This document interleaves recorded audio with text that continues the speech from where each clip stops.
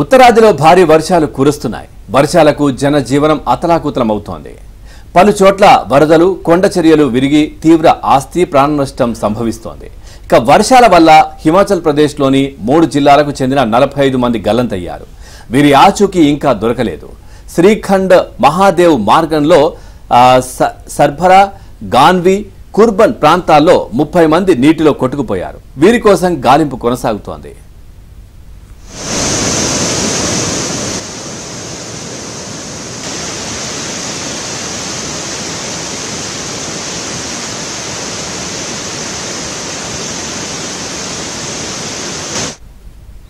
శుక్రవారం మరో 3 మృతదేహాలు లభ్యం కావడంతో వరదల్లో ప్రాణాలు కోల్పోయిన వారి సంఖ్య 8కి చేరింది. కులులోని నిర్మండ్, సాయింజ్, మలానా, మండిలోని పధార్, షిమ్లాలోని రాంపూర్లో భారీ వర్షాలు కురిశాయి.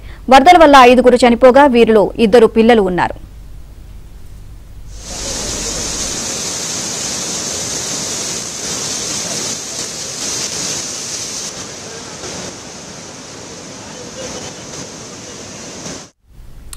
మరోవైపు ఉత్తరాఖండ్లోనూ ప్రకృతి విలయ తాండవం చేస్తోంది. వరదల్లో చిక్కుకుపోయిన వారిని రక్షించేందుకు వైమానిక దళానికి చెందిన చినుక్ MI-17 హెలికాప్టర్ రంగంలోకి దిగారు.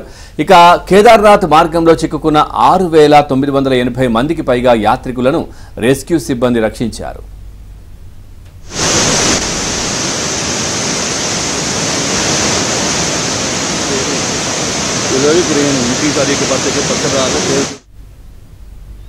ఇంకా 1,500 మందికి పైగా భక్తులు, స్థానికులు పలు ప్రాంతాల్లో చిక్కుకుపోయారు. ఉత్తరాఖండ్ సీఎం పుష్కర్ సింగ్ ధామీతో కేంద్ర హోంమంత్రి అమిత్ షా మాట్లాడారు. విపత్తు అనంతరం కొనసాగుతున్న సహాయక చర్యల గురించి అడిగి తెలుసుకున్నారు. రెస్క్యూ ఆపరేషన్స్ కు అన్ని విధాలా సహకరిస్తామని హామీ ఇచ్చారు. వరద ప్రభావిత ప్రాంతాల్లో ఎయిర్ ఫోర్స్ హెలికాప్టర్ల సహాయంతో ముమ్మరంగా సహాయక చర్యలు కొనసాగుతున్నాయి.